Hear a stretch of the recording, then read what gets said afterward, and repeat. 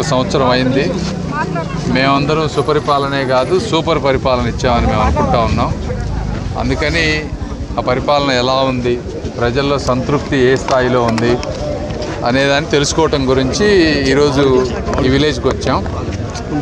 చాలామందితో మాట్లాడాం, దాదాపు 100-200 మందితోటి. ప్రజలందరూ కూడా స్పష్టమైన మార్పు గమనిస్తూ ఉన్నారు గత 1 సంవత్సరానికి ముందుకి ఇప్పటికీ. ఈ గ్రామంలో ప్రత్యేకంగా తీసుకుంటే దాదాపు 4.5 కోట్ల రూపాయలు పెట్టి అద్భుతమైన రోడ్లు వేశారు. ఊరికి వచ్చే రోడ్లు కానీ లోపల ఉండే రోడ్లు కానీ, కొంతమందికి ఇళ్ల స్థలాలు ఇచ్చారు. మరి 4,000 రూపాయల పెన్షన్ వస్తూ ఉంది అందరికీ. ఇంట్లో ఉన్న పిల్లలందరికీ తల్లికి వందనం వస్తూ ఉంది, ఎంతమంది ఉంటే అంతమందికి. ఈ విధంగా సంక్షేమ పథకాలన్నీ కూడా అద్భుతంగా జరుగుతూ ఉన్నాయి. జగన్మోహన్ రెడ్డి గారి కంటే ఎక్కువ ఇస్తూ ఉన్నారు. ఆర్థిక భారమైన అదేవిధంగా అభివృద్ధి కూడా స్పష్టంగా గ్రామంలో కనిపిస్తూ ఉంది. సో అదేవిధంగా చాలామంది బోడే ప్రసాద్ గారికి అభిమానులు ఉన్నారు.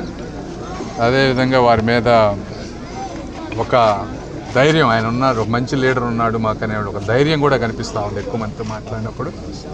సో డెఫినెట్గా ఇలాంటి సమర్థవంతమైన నాయకత్వంలో ఇక్కడ సమర్థవంతమైన నాయకత్వం శ్రీ నారా చంద్రబాబు నాయుడు గారు, అదేవిధంగా పవన్ కళ్యాణ్ గారి నేతృత్వంలో ఇదే విధంగా సంక్షేమాన్ని అభివృద్ధిని రెండింటినీ మిక్స్ చేసుకుంటూ వచ్చే 4 సంవత్సరాలు కూడా ఇంకేమన్నా 1-2 చిన్న సమస్యలు ఉన్నా కూడా అవన్నీ తీర్చుకుంటూ అద్భుతమైన పరిపాలన ఇస్తామని మీ అందరికీ తెలియజేసుకుంటున్నాం. Thank you.